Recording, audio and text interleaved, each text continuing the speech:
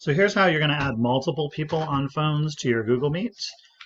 First of all, I'm in my Google Meet, and I'm going to go up to People, where it says People. If I don't see people, I just click up here on the two little people there. And I can do Add People. Then I'm going to use the Phone button, and I'm going to type in a phone number,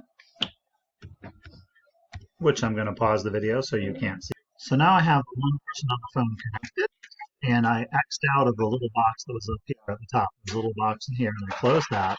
And then the person stayed connected on the right, and I can't show it to you because then the phone number shows up.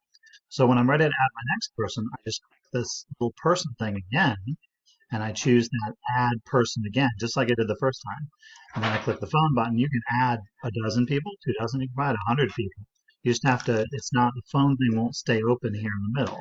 You have to click this each time, go to add person. So I can't click it because it'll show the phone number that I'm using my own to dial.